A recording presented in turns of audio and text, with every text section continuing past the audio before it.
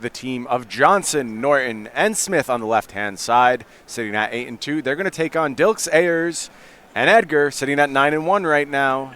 Strong start to the tournament for that trio of Amulet Masters. Those are some colorful Goblin shirts. Beautiful team jerseys over on the side of Johnson, Norton, and Smith. I like the team solidarity that kind of pops up in these events. This happens a lot in the World Magic Cup, for sure. Yep. But also Kane Reinhardt's team were all wearing bandanas yesterday. I asked him about it, and he was like, well, our teammate likes to wear one, and we finally bugged him enough that he got us matching ones. Okay. That works. I also saw yesterday a team wearing Space Jam jerseys. Someone had Bugs Bunny, someone had Daffy Duck, and someone had Bill Murray's jersey. That's nice. Yeah, it was pretty awesome. So players have started here. You see Norton leading on a Swamp and a Nile Spellbomb. Meanwhile, Ayers with the classic Amulet turn 1 play, going to go ahead and fire off that Ancient Stirrings. Spellbomb not at its best in this matchup, but a great card to have access to in the main deck. Yeah, and it looks like Norton is well aware of that fact, willing to just cash in the Spellbomb immediately.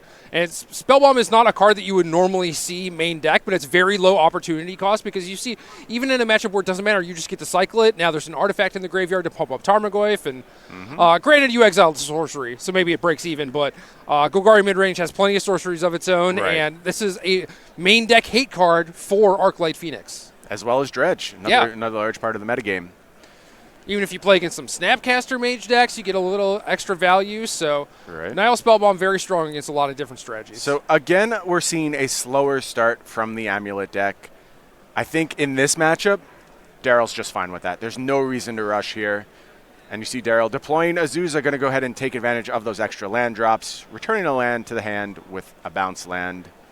Daryl Ayers, the master, leading with his land that does not have a triggered ability, because otherwise if you play that bounce land first with a trigger on the stack, opponent could remove Azusa, and then you miss out on one of your free extra land drops. Right. That's an extremely important first interaction to understand. You always want to maximize your Azusas where possible. Here we see another Spellbomb fired off. Going to just find a card, and that's going to allow Fatal Push to take out Azusa, but in a lot of ways, damage already done from Azusa.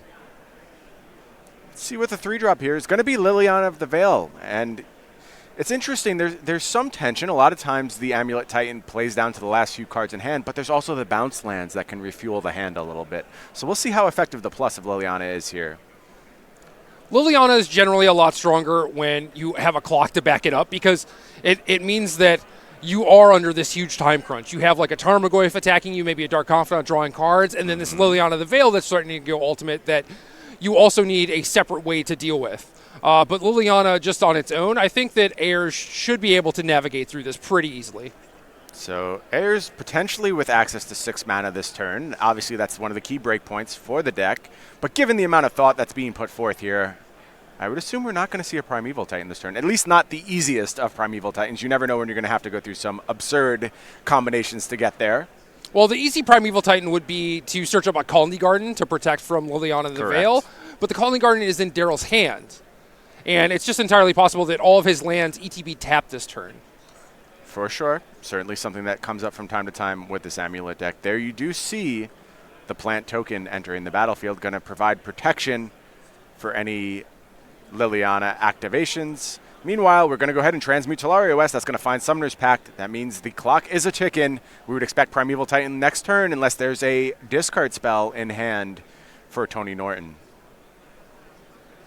Interesting, because this exposes Summoner's Pact to Inquisition of Kozilek, whereas if you hold the Tolaria West in your hand until a turn where you have 9 mana, you can kind of prevent that. But even if Daryl charged the Coalition Relic, he would only have 8 mana next turn unless he also had a land that ETB'd untapped. Which seems unlikely given how that turn played out. Yeah, I agree completely. So a little bit of a risk here having to transmute for the Summoner's Pact, but I think Daryl is just doing what he's got to do. Going to go ahead and plus that Liliana again. Meanwhile, over in the Legacy matchup, Matthew Dilks with Golgari Depths taking down Izzet Delver in the first game. Here we have Summoner's Pact. You know what that's going to get, Jerry. Hornet Queen. I mean, Hornet Queen's fine in this matchup, but turns out Primeval Titan just a pinch better. It's hard to say. I haven't done the math or anything. The thing about Primeval Titan is it turns into Hornet Queen if you want it to. Oh, I know. And that's why it generally will always get the nod. Here's where the tricks start happening. Again, I'll point out, we're seeing Amulet not do the explosive stuff that it's kind of famous for. It could just win the game on turn 2, but we're seeing another controlled, slow game to Amulet, and that's where this deck really unlocks its potential. When you realize you can and are happy to play games like this, then you basically have access to everything that the deck has to offer. A slow game, that explosive turn 2 combo potential, and there you see Daryl Ayers going ahead and getting a bounce land to replay the Colony Garden and put a second plant token into play, because that's what's important right now. So Norton noticeably did not attack with any of his creature lands last turn. He discarded a Fatal Push. He used a Fatal Push. I believe Daryl recognizes that Tony will likely have the combination of removal spell for the plant plus a minus on the Liliana to kill the Primeval Titan, so he's playing around that a little bit, which I like a lot. Yeah, I think that's a really nice read from Daryl Ayers. And there you see instead Assassin's Trophy going to take out the Primeval Titan directly. It's going to allow Ayers to go ahead and get a basic. You see Forest. And this is good. I mean, obviously Ayers has plenty of mana available to him already, but he has a Summoner's Pact he has to pay for next turn. There's a Teleria West that is just chilling on the battlefield. Presumably he has a way to return to his hand like a bounce land. So he's got plenty to do with his mana in the next few turns, I'm sure. Yeah, lots to spend it on. Not sure how many cards are in hand for Ayers, but there is going to be a plus of that Liliana. Looks like there's 2 cards in hand presently. Going to discard a bounce land. I would wager that last card is a bounce land as well, but we'll see what happens here as Ayers goes ahead and untaps. Going to add a counter to that Coalition Relic. As you mentioned, plenty of mana on this turn. And Norton, again, discarding a Kalitas, not attacking with his creature lands, keeping his mana open for something. This could just be to protect Liliana of the Veil from a combination of like Amulet of Vigor plus Primeval Titan, give it haste, and actually threaten the Liliana. Yeah, if nothing else, it'll slow Ayers down a little bit. I mean, granted, to do explosive things like that, hasty attacks with the Primeval Titan, you do need the Amulet in play. And Norton knows he's safe from that, at least going into the last turn. So it would have had to be top decked here. Right, of course. But it is important when you're in these situations where you think this Liliana is about to go ultimate, is it worth like just trying to chip your opponent for 3 damage? I mean, it seems like Norton is very confident that that is not how he's winning this game, is getting aggressive with Treetop Village. I want to point out, too, Norton's deck, 4 copies of Assassin's Trophy. The full 4. So able to answer Primeval Titan 1-for-1 with that card. Very powerful angle of play to have access to in this deck. Absolutely. What do you think about 4 Assassin's Trophy out of these Golgari lists? I mean, it's a lot. It is. You want to play some amount because you need ways to kill Tron lands or kill Karn Liberated, kill these giant threats that all of these decks are presenting. Like Primeval Titan's another big one that stuff like Abrupt Decay just can't touch. Right. And you already have that problem and with Fatal Push, so it becomes just like further exacerbated when you start playing a lot of removal just for small stuff. There you see the Amulet, and there you see Summoner's Pact. He top decked one of them. Found one of the cards. So I'm guessing the card in Norton's hand is a trophy. I mean, obviously trophy has a downside, and it's a big downside. If you have to kill a turn 2 creature, like they play a Champion of the Parish that just gets out of control or whatever, and that's your only removal spell, it is very punishing to give your opponent an extra land. Oh, yeah. But it's just a necessary evil at this point. I'm really curious as to what Daryl's going to get out of the deck here. I'm assuming it's going to be Slayer's Stronghold plus Boros Garrison. What's he going to do with the 2 cards, though? I mean, Garrison is going to pick up the Teleria West. I know that for a fact. I agree. And then it is possible that you can't really pump a plant, right? Because he has just the creature lands to block. He's pointing to a plant here. And reconsidering his life real quick. Yeah, I think the same thing dawned on him that you mentioned and is now dawning on me. I didn't think of. Just activate that Treetop Village and throw it in front of the plant. And that completely blunts that play. Oh, yeah. He's got Ghost Quarter untapped, though. True. So that makes that plan a little bit more viable. Yeah. No, that's good. That's smart. I think that's definitely what Ayers is playing towards here. And that's why the Ghost Quarter was left untapped. Let's see, though. And that means that you can send the plant at Liliana. That threatens whatever removal spell that Norton would have to use. He would have to use it on the plant to protect the Liliana. That protects your Primeval Titan. You could also just send both plants and then hit the unblocked one as well. Yeah, no, that's a good plan too. And then maybe you don't have to use your Ghost Quarter. Right. And that is what we're going to see here out of Ayers.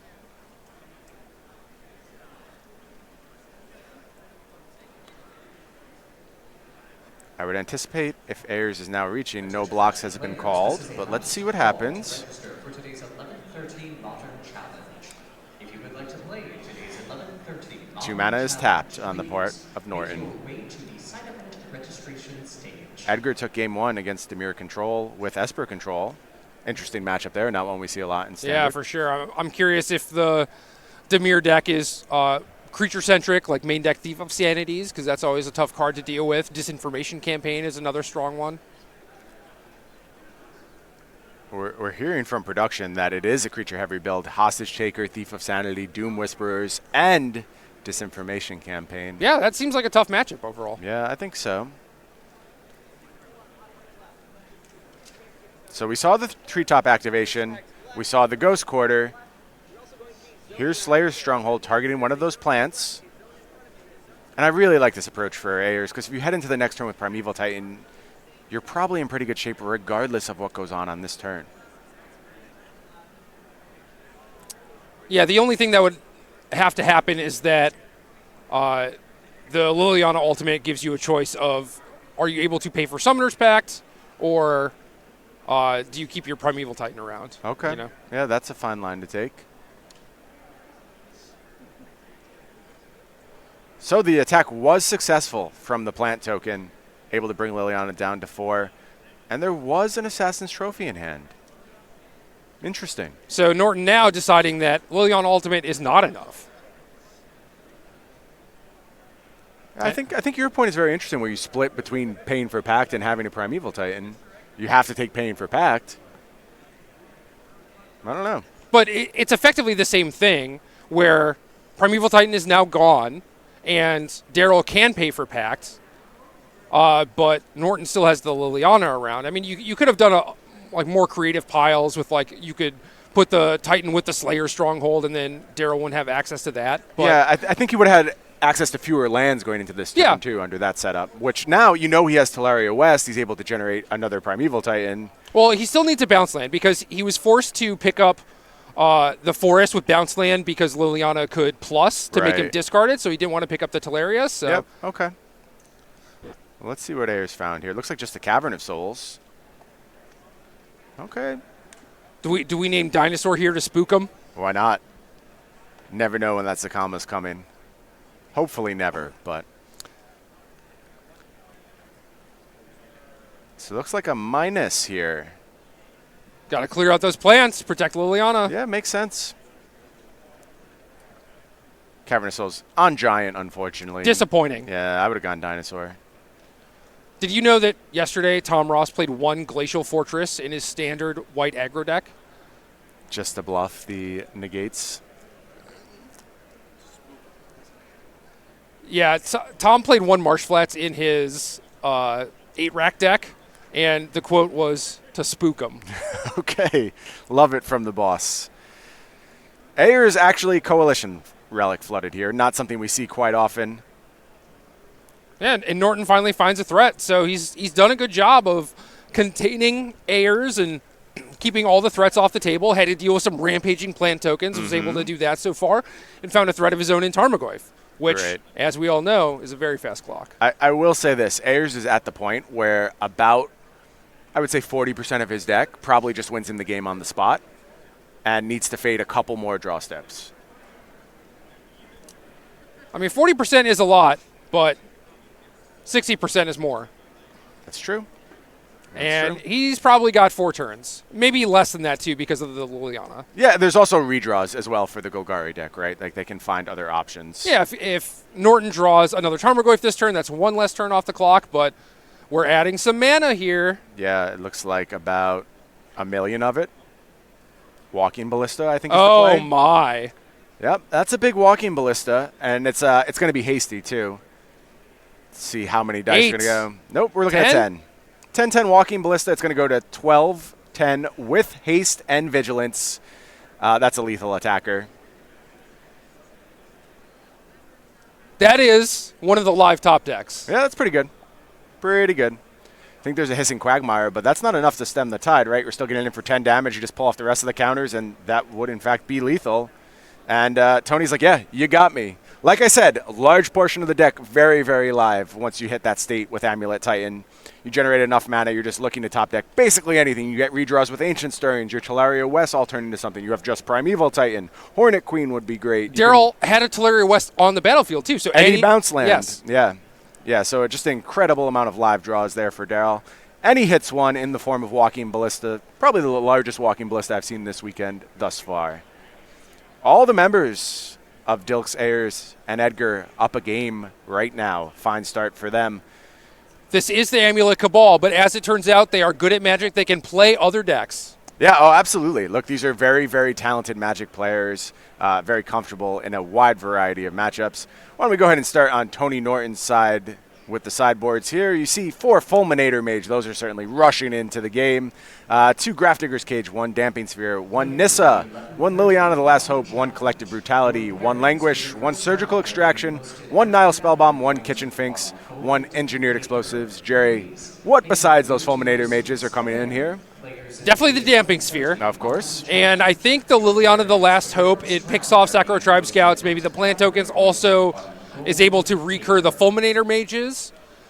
Things like Collective Brutality a little weak. Nile Spellbomb we saw basically just cycling. So not a ton of help here, but the 6 cards I think that are definitely coming in are very impactful ones. I agree with you. Meanwhile, over on Daryl's side, we are looking at 1 Engineered Explosive, 1 Chameleon Colossus, 1 Tragic Arrogance, 1 Tireless Tracker, 1 Ramunap Excavator, 2 Primal Command, 3 Negate, 4 Path to Exile, and 1 Reclamation Sage. I'll go ahead and take this one. I love Chameleon Colossus here. It certainly is a scary, scary threat.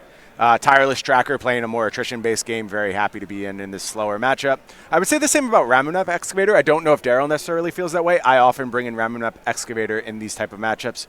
Don't think we're looking for Primal Command type stuff here. Negate seems kind of meh. I doubt we're doing Path to Exile. Just our A plan is better than trying to answer their plan. I do expect the Reclamation Sage to come in just because you want to have access to it via Summoner's Pact. You do expect Damping Sphere from a deck like Golgari midrange. And you kind of have to hedge around it, right? Because oh yeah, it's fairly low opportunity cost to put a Reclamation Stage in your deck post-board. I mean, obviously it's not ideal if your opponent has no targets, but you can play the game, kind of suss them out, see if they draw a Damping Sphere, see how aggressively they mulligan to any potential sideboard cards, and see kind of what they're leaning on. Interesting, we're starting to see more and more double white options in the sideboard of these Amulet decks. We saw Consulate Crackdown start to show up as an answer for the War Prison decks. Here you see a Tragic Arrogance as the new one of in the sideboard here. I'm assuming we're targeting like humans with that. I don't know what other matchups they're really looking to bring it in. I'll have to talk with the Cabal when I get a moment today, and I'll have some more information next time they're sitting down here. The Arrogance is also good against Whir, right? And it gets around Welding Jar.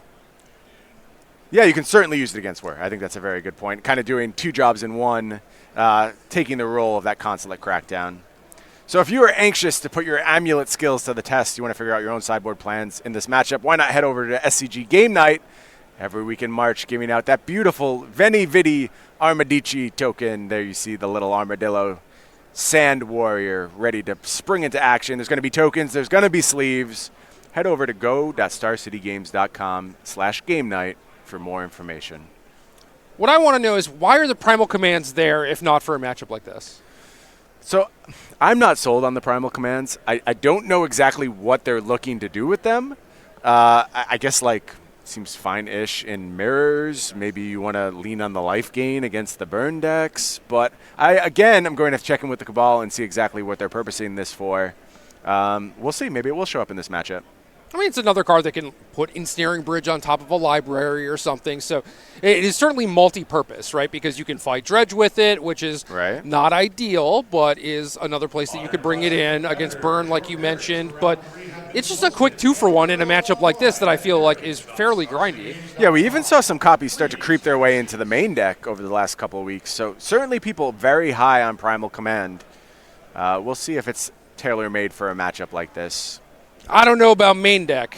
Seems like a bit much for me, but... Well, one of the things about these modal spells like Command is that you can almost always find something to do with it, right? At worst, it's another copy of Primeval Titan. You can usually live with that, but you feel like there's probably something a little cleaner you could be doing main. Meanwhile, over in the Legacy matchup, Chris Johnson taking a game off Matthew Dilks. That's going to be tied at 1 game apiece. Uh-oh. Some trouble on the Golgari mid-range side. Tony Norton on a mulligan, I believe just a 6, but kept a 1-lander, likely hand pretty strong with some sideboard cards. Scryed, bricked on a land, and this one could be over, but we've seen Daryl Ayers have a propensity to play these games with a little bit of a slower draw. You know, he's not trying to all-out combo someone. He knows that he can play a longer game, especially against something like Golgari midrange. Yeah, I think that's very smart in this matchup. It wouldn't surprise me at all if Norton's hand has something like a Damping Sphere, a very high-impact card in it. We'll have to see as the game goes on if that's the case. Ayers, again, doing nothing explosive, but you see one of the critical new adds for these Amulet decks in that Coalition Relic, and precisely for that interaction, being able to find your accelerant with Ancient Stirrings, Ayers now set up for that turn 4 Primeval Titan. And it's got to be scary. This is prompting some action from Norton, so I may have seen him with the Thoughtseize or Inquisition. He's just like, I have to fire it off now. But no, we found the second land. It's just going to be Dark Confidant here, so not quite as explosive as something like Damping Sphere. Coalition Relic going to be activated to get the counter on it. That means it's going to remove that counter in the main phase. Is there another land for access to 6 mana? We saw Dark Confidant not be enough in the Legacy matchup last round, and might be seeing more of the same here. Like turn 2, Dark Confidant is okay, but anytime after that, it's a little too slow. Not a huge turn there for Ayers, just a Walking Ballista. Does answer the Dark Confidant, but that was the turn where Ayers really wanted to cement the game, put it away, play Primeval Titan. No 6th mana source. Feel like he's just waiting on a land. And having a 3-lander with Ancient Stirrings, Coalition Relic is basically the best possible card you could find. So again, I agree with you. That's a very valuable addition because it would have just completely salvaged Ayers' slow, kind of awkward draw. Yeah, I want to point something out. I think it's unlikely, given how Ayers played that turn, that he has access to Primeval Titan right now. Just because of he the Gemstone used, Mine? Yeah, and he used the Coalition Relic. You would just use the Gemstone Mine instead and be able to re-up the charge counter on the Coalition Relic if you were looking to just top deck a land in this turn and play Primeval Titan. Okay, I could see that. It's also possible that if you go use Gemstone Mine this turn and you play Primeval Titan next turn, you lose the Gemstone Mine, and that's kind of a feel bad, but it happens sometimes. Yeah, if you're playing Primeval Titan, you're generally okay with that. Like, right. You'll let your land go away. So not wanting to face that fate points to not having Primeval Titan to me. Of course, could just be willing to play this game slowly, as we discussed. So Daryl says, I would rather lose the game than sacrifice my Gemstone Mine. I refuse. Right. Huge fan of Gemstone Mine. Meanwhile, over in our standard matchup, tied up at a game apiece. Looks like we're in for a tight match here. That was a pretty quick one, too. Yeah.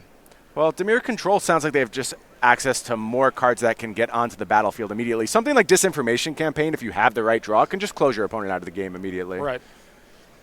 Here's a Fatal Push for that Walking Ballista. Interesting use of Fatal Push here. Path to Exile on my own Walking Ballista, says Daryl. Kind of ballsy, too, because Norton used the Twilight Mire, so he had a mana floating. Right. Very true. And this time, notice that the Coalition Relic was not used. That points to me thinking Daryl wants to have access to 6 mana on this next turn. Here is Engineered Explosives on 0. Interesting. That is a way to kill Amulet of Vigor, so maybe I undervalued that in sideboarding. Okay. And this could be Norton keeping up Assassin's Trophy, but also wanting to deploy this explosives because he has 8 cards in hand. Yeah, possible he would have had to discard to hand size and willing to just put that on the battlefield. It'll take out any plant tokens that happen to show up, so right, that's worth something. And that's kind of a combo with Liliana. Mm-hmm. So maybe he just has Liliana in hand, right? And this allows him to destroy the plant token at end of turn, untap, and then play Liliana, clear out the Titan. Very possible. Here you see Primeval Titan. Let's see what Ayers wants to do with the search. Certainly capable of making 2 plant tokens if he chooses. Let's keep that in mind. Yeah, has not played a land yet this turn, but explosives will clear them both out. Right. Very true. Yeah, there's no way Norton would have had a discard because he played a spell last turn. Okay. So here is the first of those plant tokens. Going to go ahead and enter the battlefield. Let's see if we're just going to go ahead and pop that engineered explosives at end of turn. Here comes the Colony Garden back to hand, going to be redeployed. Second plant token. Yeah, there goes engineered explosives. Let's see if we can top deck third land for Liliana. There's the third land. There is Liliana, beautifully read, Jerry. You set that up perfectly. And able to deal with the first Primeval Titan. And note, making double plants there. Didn't have Talaria West come down, didn't provide additional copies of Primeval Titan. Of course, we don't know Daryl's hand. He could just have all Primeval Titans. Who knows? Here's a surgical extraction on Primeval Titan. So it doesn't matter if he has Primeval Titans. Oh, do you see what's in hand, though? The Colossus. Chameleon, Colossus, and Hornet Queen. We got backup. Yeah. Daryl says, okay, I was done with that Primeval Titan anyway. I think I have the cards I need. And the Primal Command I see in the library, too. Mm-hmm. So it did make the cut here. Interesting, you can play more of like a toolboxy type game, right? Like you just let the game go long, you Primal Command for whatever you need in the spot, be it Chameleon Colossus to just end the game very quickly, Hornet Queen to provide some defense. You're basically transforming into a more mid-ranges type deck. It wouldn't surprise me if there's no amulets in the deck, by the way, at this stage. Oh, really? Yeah. I know historically that's been the plan against these mid-range type matchups is you just cut all of the amulets. Man, from playing the Jund side of this matchup earlier, maybe 3 years ago or something, I would absolutely love that if they did that. If they cut the amulets? Yeah, because it puts so much pressure on you to actually react with them in the correct ways in the early game. Yeah, I think Amulet just feels they are better equipped to play the long game now than these Jund decks are, which is an interesting read. And a lot of it is you get into these kind of top deck situations where it's like the classic boarding out your thought seizes in a Jund mirror where like you don't want to draw them in the later turns because it's about who pulls the last spell off the top of the deck. It's a lot of the same thinking there when you're cutting things like the Amulet of Vigor. Yeah, I think that whole board out Thoughtseize thing is kind of overstated to some Never degree, worked too. for you? I thought it was very overstated in the mono black mirrors. Like people were very into cutting it there, and I was like, no, this might just be a key card. That seems crazy because you were always trying to set up Pack Rat or Underworld connections and nothing else mattered. Right.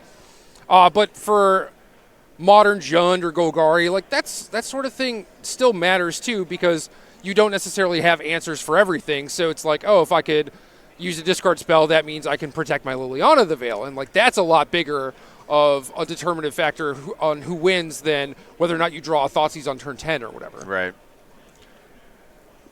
So here you see Hornet Queen entering the battlefield. Extremely, extremely problematic card for the Golgari deck to answer, wishing that Engineered Explosives was still around these days. We saw Hornet Queen be the scourge of Standard against like Abzan mid-range, Right. Siege Rhino, just any sort of green mid-range deck has trouble dealing with Hornet Queen, and that remains true in Modern, oddly enough. Valuable card to have access to in this Amulet deck. I routinely see people talking themselves into cutting it.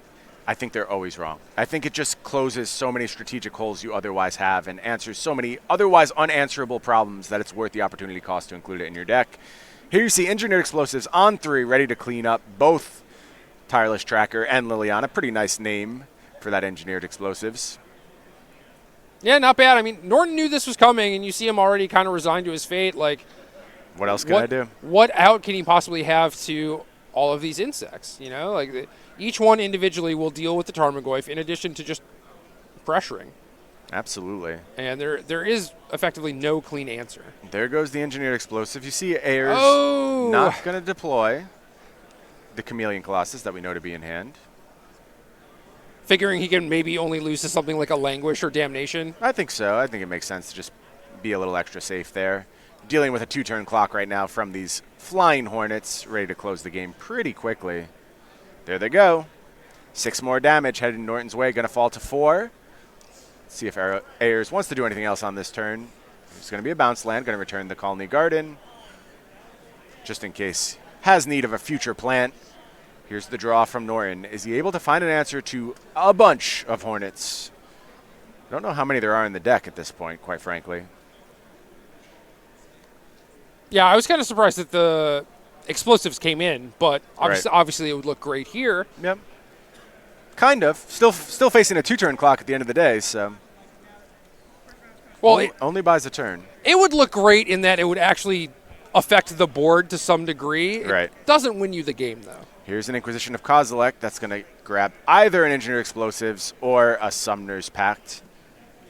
Wonder what's left in the deck to summon at this point. Excavator. Yeah, maybe. Tireless Tracker.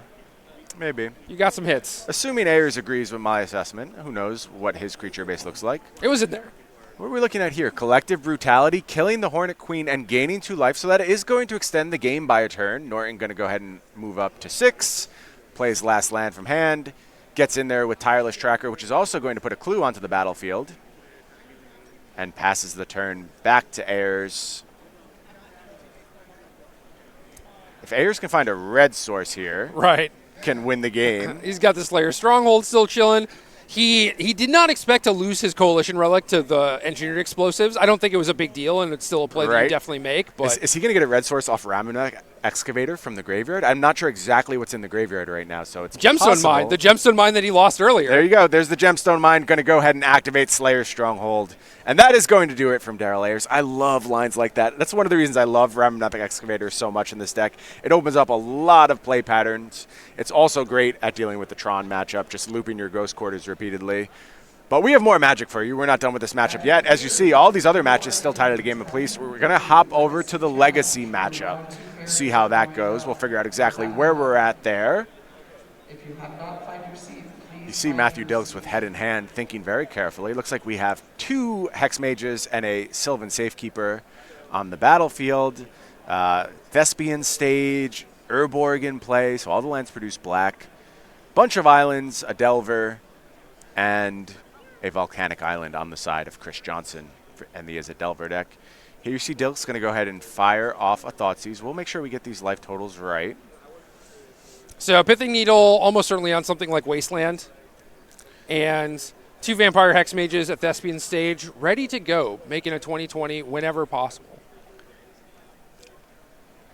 Golgari Depth's another deck which has evolved a lot recently. It's starting to add Mox Diamond as a new mana source. It used to be based a lot around things like Elvish Spirit Guide, Lotus Petal. Now looking to some more permanent sources of mana these days.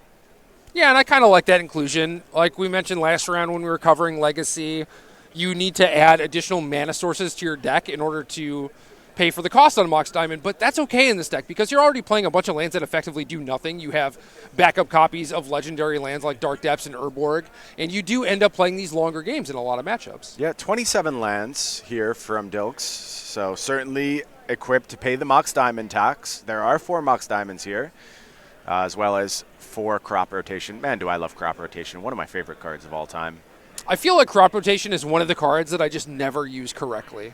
It's a challenging card. It's a toolbox. You can protect yourself from Wasteland, kind of. There's all kinds of nifty tricks, again, you can get up to with Crop Rotation that the best players will often find, much like Flicker Wisp, one of those unassuming cards that can actually do so much.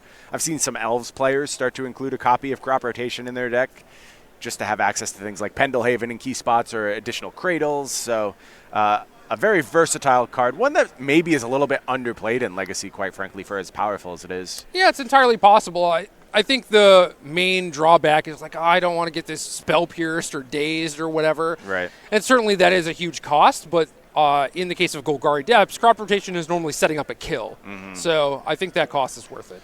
Able to get something like Sagiri Step to protect the Jerry Thompson token that will hopefully be rampaging through the battlefield. Also things like Bajuka Bog, answering graveyards. Plenty of versatile options in the sideboard. Occasionally you see something like a Tabernacle in the sideboard, other one-of bullets to possibly go to. No Tabernacle here from Dilks today. Dilks has a Caracas, though, which is another good one. That's a fine one, yeah. I would definitely recommend, against not going too deep on your tutor packages.